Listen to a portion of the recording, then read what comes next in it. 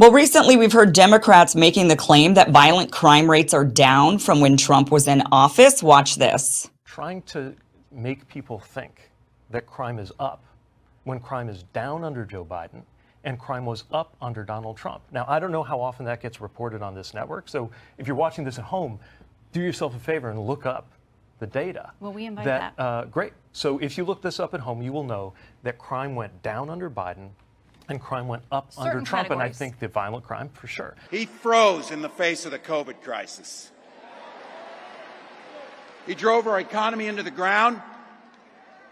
And make no mistake, violent crime was up under Donald Trump.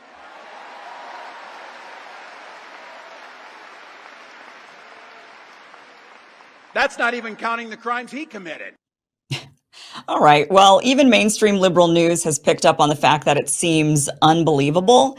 Here's NPR claiming violent crime is dropping fast, even in the U.S., even if violent crime is dropping fast in the U.S., even if Americans don't believe it. Well, Trump has responded to these claims. Watch this. And we had a couple of instances last night where things were mentioned, so I got it. Did crime rise under Trump and fall under Biden? They said it rose under Trump and they go, no, the opposite is true. Take a look at this here. It said, is it true? Did crime rise under Trump and fall under Biden? No, comma, the opposite is true. This was a study group that went out and doesn't care. They do the numbers. And there was another one that a historical comparison of the collapse of law enforcement in U.S. cities. The drop in arrest rates over the last few years is without precedent. Lowest arrest rates we've ever seen. They don't arrest people anymore. And they shouldn't arrest people for saying the election was rigged, but they like that. They go after guys like me, but they don't go after people that kill people. It's a shame what's happened in our country, but we're going to turn it around. We're going to win big, and we're going to turn it around. We're going to turn it around fast. Thank you. All right. So the research that Trump is referring to is from the Crime Prevention Research Center. After Democrats started making these claims, Dr. John Lott Jr., the founder of the Crime Prevention Research Center, wrote a piece in the New York Post saying, these statements are not true. Democrats are manipulating statistics in order to make this claim. Dr. John Lott Jr. now joins us. John, welcome to the show. Thank you so much for being here. It's great to talk to you again. Thanks for having me on. Okay, it does seem unbelievable. And the reason why, in my mind, I'm not, you've got all the stats, you've got all the data. We're going to dive into this. But just from, even Axios and NPR and all of these outlets are saying people aren't believing this, but crime stats are actually lower. The reason why we don't believe it is because, for one, we're seeing a lot of crime, but also typically when the economy is not doing that well, crime rates tend to correlate with the economy. And we know that the economy, well, of course, the Democrats claim the economy's great, but we know that when people are suffering, people are not able to get the things that they need. I mean, I'm going into my local drugstore, everything's under lockdown. Right, that you have to get a clerk to come and open up anything because people are stealing. So we know that the economy is not great, which usually means crime rates go along with the bad economy. So poor crime rates. How are they making this claim? I mean, are violent crime rates down? No. No, I mean, look, you're exactly right. People go to a CVS or a Walgreens in many parts of the country, and they see everything's behind glass now. As you say, you have to go and get a sales clerk to come out and unlock things and stand next to you as you go and you read the different packages and try to decide what you're going to go and buy. People know that that wasn't true a few years ago. These companies aren't doing this simply because they think it's fun to go and spend all the money and have their sales clerks have to go and take care of each individual customer who wants to look at different products in the store. That's extremely costly. But it's more than just, property crime that's increased. We've seen huge increases, unprecedented increases across the board. The thing you have to understand is that there are different measures that we have of crime. The ones that we see constantly being referenced, and it's been referenced several times during the Democratic National Convention and the media this week, from the Washington Post to USA Today, is what the FBI reported crime data. Police departments around the country send in a count of the number of different types of crimes that have been reported to them. But we know, and we've known for many, many decades, that most crimes aren't reported to police. And so what the Department of Justice doesn't just rely on the FBI data. They also have the Bureau of Justice Statistics puts together something called the National Crime Victimization Survey, where they survey 240,000 people each year. And, just to give you an idea, I mean, a large survey, most people would think is like 7,000, 8,000 people. That's usually considered to be a huge survey. This is 240,000 people. And the reason is to try to get information on how many crimes are reported or not reported. So we know that about 40% of violent crimes are reported to police. We know about 30% of property crimes are reported to police. And we also know that changes over time. So, if I were to go and ask people, you care more about knowing what the number of reported crimes were or know what happened to total crime? I think most people would be most interested in what's happening to total crime. And what you see is that during the Trump administration, total violent crime fell by about 17%. And during the Biden administration, up through 2022, which is the last year that we have complete data for, or final data from the FBI and the National Crime Victimization data, it went up by 43% during the Biden administration. And prior to 2020, the FBI and the Bureau of Justice Statistics data generally moved together. But since 2020, they've moved consistently in opposite directions from each other. You look at 2022, for example, while the FBI showed a 2% drop in reported violent crime, the National Crime Victimization data showed a 42% increase in total violent crime. They also showed a 29% increase in reported crime. And so there are real issues here about what's going on with the FBI data since 2020. And I'm happy to go through and talk about those things. But it's the first time ever that they've really been so going in opposite directions by such huge amounts. We've never seen a 42% increase in total crime in 1 year. That's nothing even remotely close to that has happened. So you're saying that the increase in crime is from the people that they're not reporting it, but when they do the survey, the people say, yeah, these things are happening, but they're not, the police reports aren't being filed. And then but the police reports, I mean, I'm just going to say that anecdotally, I live in Los Angeles. Right. There've been a couple of instances over the last 2 years where I've needed to call the police. But it's not been not an active crime is happening. So I'm not being assaulted right then and there or something, I'm not being burglarized right then and there. Not, I want to report a crime that has happened so they can investigate the crime that has already happened, right? When I call, they immediately tell you if this is not an active crime happening right now, then you need to call a different. Right. Well, they want you to call a totally different number, like the non-emergency line, right? You call that non-emergency line and you literally wait on the phone for 2 to 3 hours. Most people give up. They don't pick up the phone. When they pick up the phone, they then tell you need to come into the police department and file a report. Yeah. Right. They don't send somebody out to file a report. So a lot of people so I'm curious with these stats, when the FBI is compiling them and saying these are the reported crimes, are they meaning only the actual filed police reports? Because that would be very low in comparison to the people that call up and say, I had a crime happen to me. What should I do? And they say, well, you got to come down to the police department, blah, blah, blah, blah, do all this. People just say, well, forget it. Never mind.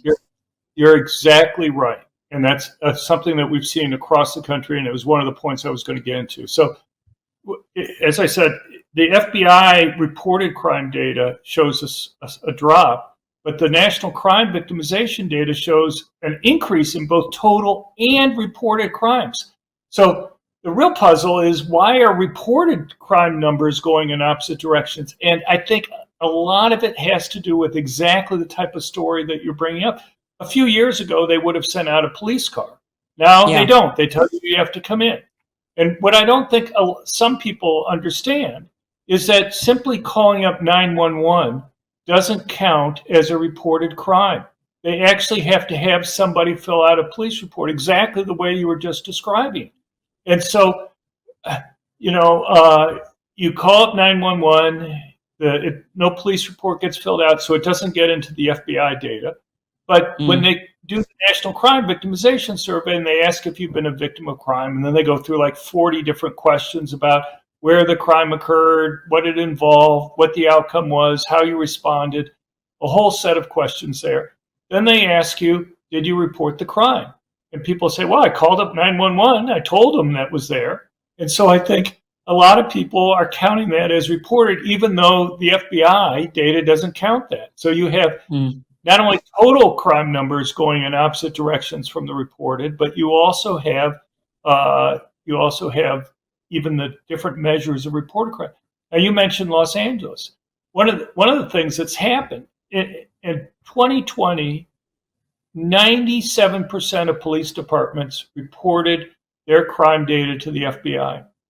They changed the reporting system in 2021.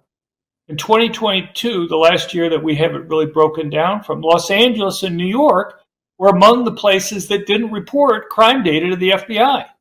So you have 31% of police departments, many of them the largest police departments in the country, not reporting any crime data to the FBI, and 24% of the police departments only partially reporting. So you have going from 97% to less than half of the police departments reporting complete crime data to the FBI.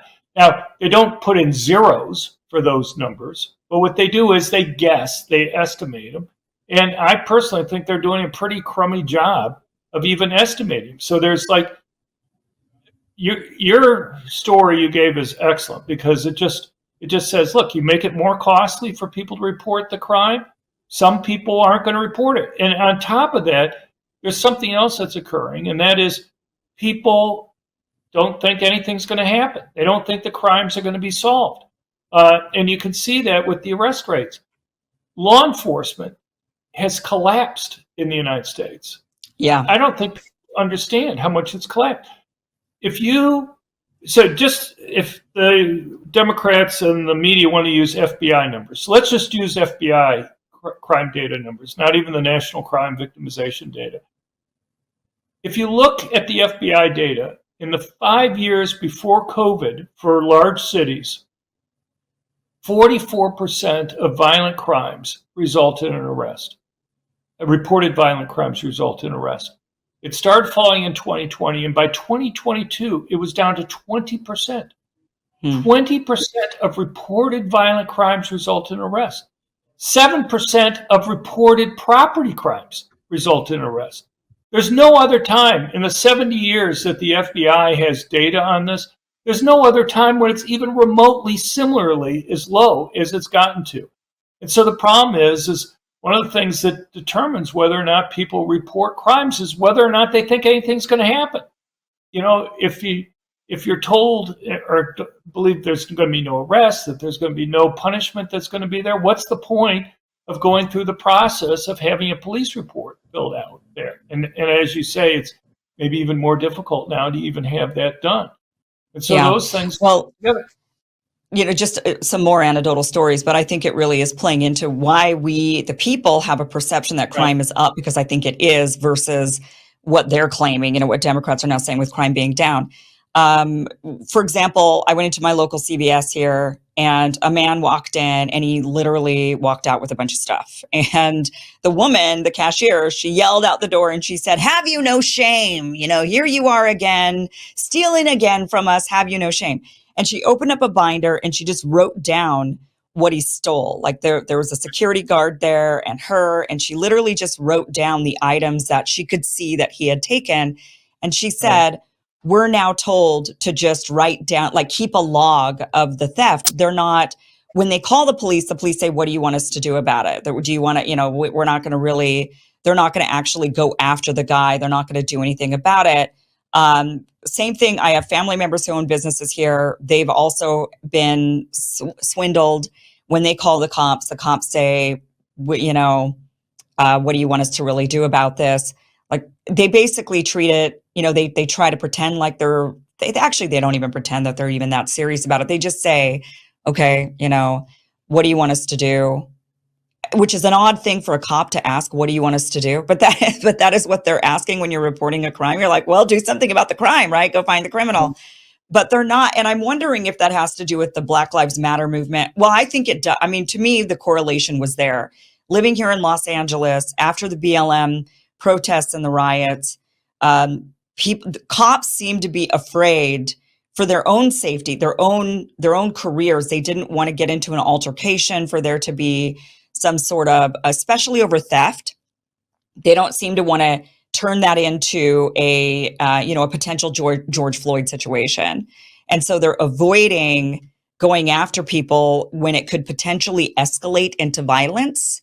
And they view petty crimes in particular. Now, violent crime, they should be going after all the time, and they're not. We'll talk about that here in a second. But the theft is one that, you know, now they're just saying, well, we'll allow people essentially to steal up to a certain amount, because if the cops go after them and then the altercation turns into a high-speed chase, people could die. Turns into some sort of violent altercation, people could die. You don't want to shoot, think that somebody has a gun and they don't. They end up unarmed, and you end up in court as a cop, and you end up in jail, right? So there's all of these kind of chilling effects that have happened to the police departments, not to mention the defunding that, I'm not sure if LA did any, in my community, I'm not sure if they defunded the police to some degree, but when I call the police and I don't get an answer for 2 to 3 hours and they won't even send anybody out, it makes me feel like they must have done some sort of defunding. I mean, it seems like they should be expanding the force if there's actually more crime going on. I mean, what is it, do you think that's caused this sort of hesitation? Is it that there's just fewer people want to become cops? Have they defunded? Is there a chilling effect? What do you think it is? There are lots of things that are going on. In California, the law changed so that you could steal up to $950 worth of material, and it would only be counted as a citation that they would give you. It wasn't even a crime, really. And so, it's essentially just a cost of them doing business. 1 out of every 50 times you steal something, you'll get a citation that's there. And, but you bring up many important points. Look, Los Angeles, I believe in 2020, cut its police budget by something like $200 million. I mean, it wasn't like the $1 billion cut that New York City had, but you had Chicago cut the number of police that year alone by like 400 positions. That has real impact on the police. Plus, you've had huge retirements for many of the reasons that you were just saying. In the last year or so, they've started to rehire in many places in the country, but you have a police officer who's been on the job for 6 months or maybe a year. They're just not the same as a police officer who retired with 15 years of experience. It takes a while for somebody to be getting up there. In California, I've talked to sheriff's offices. I just give you an example of kind of the crazy stuff that goes on. If a police officer pulls over somebody for a traffic offense and they give them a citation, the officer it now has to fill out forms that will take about 45 minutes or so for them to go and do that. Among the questions that they have to ask is they have to guess what the sexual preferences are for the person that they pulled over. They're not allowed to ask them those things. I don't know how they're supposed to guess that type of thing from somebody.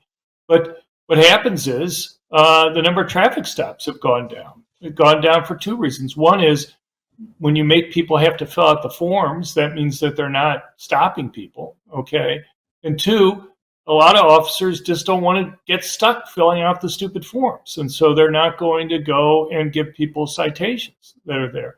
I worry, if you believe that ticketing somebody for running a stop sign and you do less of that type of ticketing, whether you're going to have more accidents and more deaths that are going to be occurring for that. But you also have demoralization for the police in terms of things like arrest rates. If they arrest somebody and Gaston or the district attorney in Los Angeles or others immediately release the person without charging them, you have the rioters at UCLA. None of them got charged, basically, even for ones that had assaulted people. The police officers, for exactly what you're talking about, when they go and arrest somebody, they know they come into physical contact. They know that things can go wrong. They know that they can be hurt. We have something like 32,000 police officers each year who are injured by assaults by the criminals that they're trying to arrest. That's non-trivial. They have to ask themselves, is it really worth it if nothing's going to happen? If the person that I go and arrest, beats me, hits me and I get hurt and he's immediately released there. And so, you have other issues here too. You look at some place like New York City with Alvin Bragg. 60% of the felonies he's reduced the penalty on. Virtually all of those reduced from felonies to misdemeanors. What you see is that the vast majority of those involve assaults with weapons. And these Soros from district attorneys from Los Angeles to Chicago to New York to St. Louis are refusing to prosecute criminals for weapons offenses. And so what makes the difference between an aggravated assault, which is a felony, and a simple assault is often whether a weapon is used in the assault. And so what happens is that officers know that the prosecutors are going to get upset with them if they record that a weapon was used there, because the prosecutors don't want it on their record that they reduced the penalty for these guys. And so the police officers, in order to placate the prosecutors, just leave out that a weapon was used in the offense. And just to tie that back in with the FBI data that's there. So the FBI data only counts the felonies in violent crimes, only aggravated assaults. And so by lowering them from aggravated assaults to simple assaults, they're reducing the number of reported violent crimes that are there. But when you're talking about the National Crime Victimization Survey, and they call the person up and they say, yeah, I was assaulted, and they go through all the questions about the characteristics of the crime, and the person says, yeah, the guy had a gun, then the person for the National Crime Victimization data puts down that it was an aggravated assault. And that counts as a violent felony that's there. And so you can see the types of things that you're talking about there, how that will cause the FBI data to be less than it is. At the same time, it's being picked up by the National Crime Victimization data. And so that's why Dems are able to just point to the one set of stats from the FBI and say, crime is down. What are you guys talking about? Crime is down. Everything's great. Everything's peachy keen. They say the same thing about the economy. I know you're also an economist. How do they get away with saying that the economy is, I was watching this ridiculous clip. It was Don Lemon, who used to be on CNN, and he was going around. Now he's got his own thing going on. He was going around and he's interviewing people. And he says to one guy says, well, the economy's where I was making a lot. I'm voting for Donald Trump because when he was in office, I was making a lot more money. The economy is way worse now. And Don Lemon was like, no, that's not true. That's not true. The stats show that the economy is actually way better. And the guy's like, I don't know what to tell you. I'm not making more money. So, and Don Lemon was, oh, no, the economy is so much better. And that is what Democrats are claiming. How are they able to claim that the economy is doing better now than it's ever been? Well, I mean, there are multiple types of data that are kind of misstated here or not understood. So you take wages. Wages are up about 17% under the Biden administration. At the same time, though, prices are up by 21%. So people's real wages, their ability to purchase, they see their money doesn't go as far because prices have gone up more than their wages have gone up. So Biden can go and talk about the increase in wages, but the relevant consideration is wages relative to inflation. And, you look at the job numbers. We just had this report that they were off at least by 800,000 in terms of saying more people were employed. the thing you have to understand, so that means it's like 125,000 people a month when you make that adjustment. We're being hired over the last year. The problem that you face is that the population is growing by like about 160,000 working age people. So it hasn't kept up with that. And part of what's happening is even the jobs that have been created are part-time jobs. The number of full-time jobs over the last couple of years has fallen. What's happened is we've had a huge increase in part-time jobs. So people are getting either their first part-time job or their second or their third part-time job. You know, they don't get the benefits. They don't get other things that they would normally be getting with full-time jobs. The other issue is who's getting the jobs. If you look over the last year, employment for native-born Americans has fallen. What's happened is that the job increases have been for non-native-born Americans. Now, some of those may have become U.S. citizens. Some of them may be here legally. Some of them may be here illegally. One thing that the Biden administration has refused to kind of give the data for, and that is the number of work permits that they've given out to illegal aliens. It'd be interesting just to know what percentage of those jobs are from people who have gotten into the United States over the last few years illegally. I suspect the fact that they're not giving out that data tells me that it's probably pretty large percentage of even the non-native born people that are here. And so, you know, if you're a native born American and the number of full-time jobs is falling, it's not great. Plus real wages have gone down. You can understand why people are not happy with the situation. And, you go and look at the unemployment rate, which is a little bit above 4%. That's also misleading because a lot of people have just left the labor force. The unemployment rate is a function of people who are currently actively looking for jobs. And we have a relatively smaller percentage of the working age population working now than we did a few years ago. And so, I would go and argue that if you made the adjustment there, in terms of saying what would the unemployment rate be if you had the same percentage of the adult working age population working now as you had a few years ago, you'd be talking about something that would probably be closer to 7% in terms of unemployment rather than 4%, which I would think most people wouldn't think would be necessarily a great number. Yeah, so they're able to manipulate. I mean, at the end of the day, they can lie to us and say, oh, everything's great, crime is down, the economy's up, but we all know the truth. I mean, we're living in reality. And so the reality is... Or they wouldn't keep on repeating these things. I listened to the Democratic National Convention, and multiple times on Monday night, you had speakers go and reference the fact that crime was down under Biden.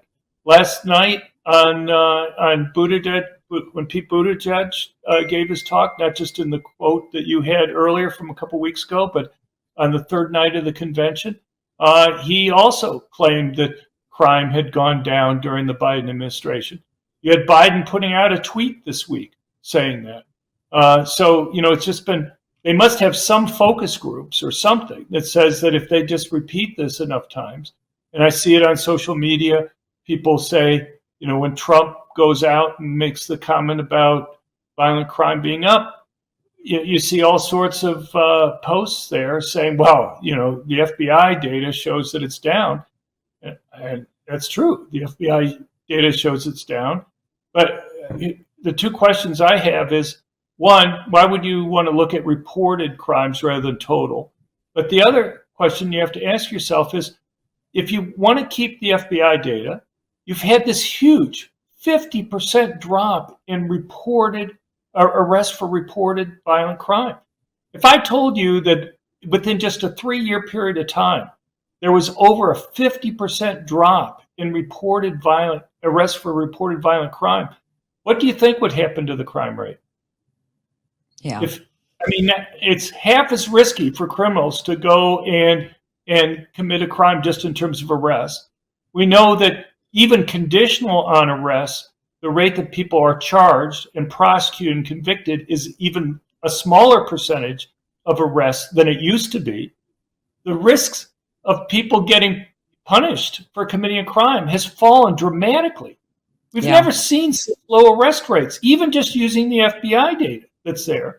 And Right. so I would think, it's not rocket science. If I were to go and tell you that criminals have less than half the risk of being punished now versus a few years ago, what would you think most people would think would happen to the crime rate? Yeah, it would go up. I mean, obviously, criminals are thinking, "Oh, I can get away with it even more now." I mean, I could get away with it a bit before, but now I really can. And we're seeing that. I mean, even just my local mall recently was, had the flash mob come through and steal a bunch of stuff. They run in and they raid stores and they run out. And You don't even need a flash mob in California and Right. some of these other places because, as you were just talking about earlier, there's nothing they're going to do to them anyway. yeah, It's more there like isn't. this. They might as well have a party atmosphere and stealing the stuff. But stores go out of business. It creates all sorts of havoc. Wealth is destroyed. People go and steal the stuff, and then they go and sell it on eBay. That's it. Yeah.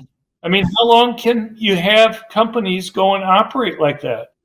You have Well, they parts can't, of and the they're shutting down. And because they're shutting Right. down, the quality of living for everybody else goes down. You go into a neighborhood, you want to live in that neighborhood because it has a lot of, shops and restaurants around you, but because they're getting swindled, they start shutting down, and then it's not such a nice area to live in. And then those become abandoned buildings, and then that also creates more issues when you've got abandoned buildings at a place. So it was just like this, everything's Right. deteriorating.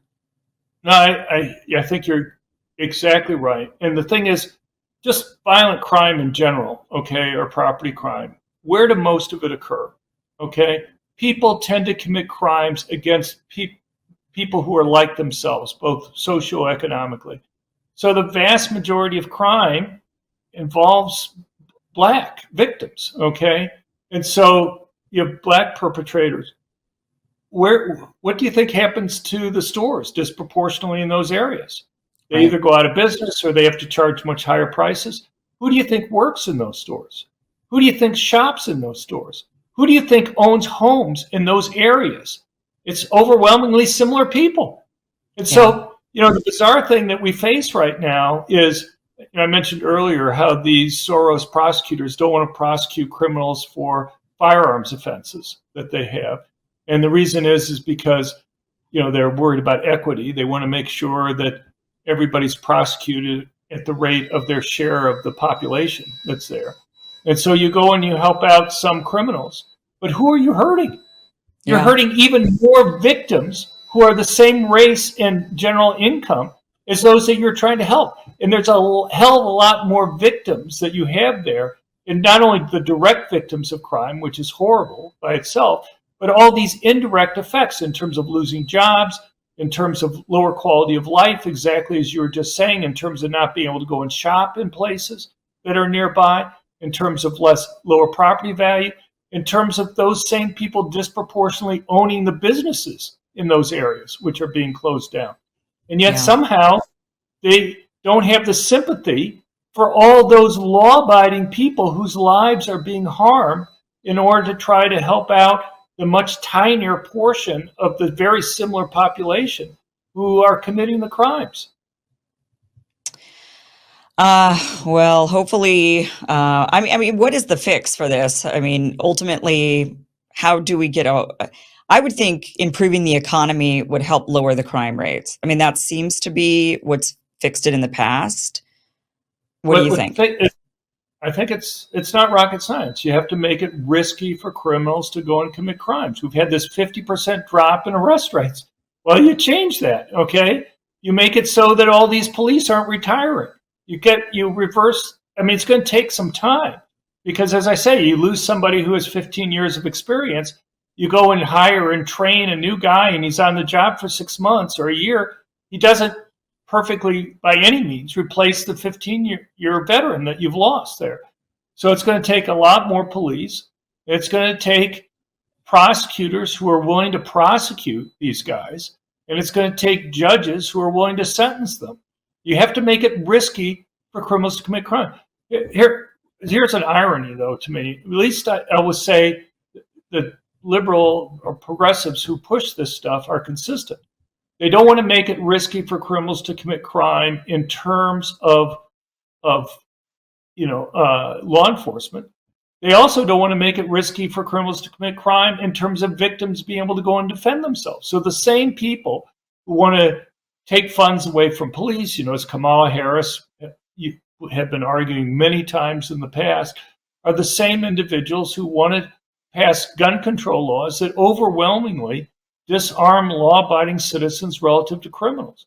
If my research convinces me of anything, the people who benefit the most from owning guns are the ones who are the most vulnerable people in our society. There are two groups. The people who are the most likely victims of violent crime, poor blacks who live in high crime urban areas. It may be great if the police were there to protect them all the time, but they're the ones who benefit the most from having guns for protection. And people who are relatively weaker physically, women and the elderly. You're almost always talking about a young male doing the attack. And when a young man is attacking a woman or an elderly person, there's a much larger strength difference that exists there than when a man is attacking another man. And the presence of a gun represents a much bigger change in a woman or an elderly person's ability to go and protect themselves.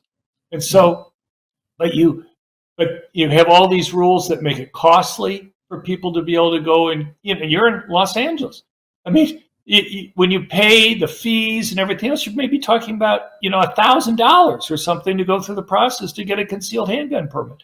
Who do they think they're stopping from being able to go and protect themselves in that? So the thing is, up until a couple years ago, Los Angeles and the rest of California had these May issue rules where you had to go to some local public official like a sheriff or police chief and explain to them that you had a good reason for being able to go and get a concealed handgun permit. We got a list a few years ago of all the concealed carry permit holders in Los Angeles County. There are 341 in an adult population of like 8.5 million people. Who do they give permits to? It was basically wealthy, politically connected white males that were there. The Democrats who made the decisions on who to get permits claim that they care about women, but only 7% of the permit holders that they gave out were for women. Only 5% of the permit holders that they gave out were for blacks. Only 6% were for Hispanics. Hispanics make up 54% of Los Angeles' population. Is it just that women and blacks don't have crimes being committed against them in Los Angeles compared to the rest of the country? Nationwide, in the rest of the country, you have 30% of permit holders are women. 13% of permit holders are black, about their share of the population. Is it only white, wealthy, politically connected males in Los Angeles County who have crimes being committed against them? I mean, I'm glad they're able to go and protect themselves, but the Democrats who claim that they care about these other minority and poor and women groups apparently didn't think that these other people had good reasons compared to the ones who made donations to the sheriff's campaign for being able to go and protect themselves. And so it's just, I say that at least they're consistent. They don't want to make it difficult for criminals to commit crime either through law enforcement or through individuals protecting themselves. John, thank you so much for being here and all of your insight. You're always really insightful. I want to give a little bit more of your background before you go here. We've been talking to Dr. John Lott Jr. He's an economist, also a world-recognized expert on guns and crime. He did work in the Trump administration. He served as the senior advisor for research and statistics in the Office of Justice Programs, and then also in the Office of Legal Policy in the U.S. Department of Justice. He's held research and teaching positions at a variety of academic institutions, including University of Chicago, Yale, Wharton School of the University of Pennsylvania, Stanford, UCLA, and Rice University. So he knows his stuff. And thank you so much, John, for being here and giving us the truth about really these stats. This makes a lot more sense just from a layperson's perspective, hearing them say crime rates are down. And we're like, there's no way. There's no way. Right. Just like there's no way the economy's better. These are all lies meant to keep themselves in power and keep electing us. We're doing such a great job. And meanwhile, the truth is in the numbers, and you've got the numbers. So John, thank you so much for joining us. Really appreciate it. We do have the link to the Crime Prevention Research Center down below. So they've got a lot more information there at your research center. So John, thank you again for being here. Thank you, Kim. I appreciate you being there.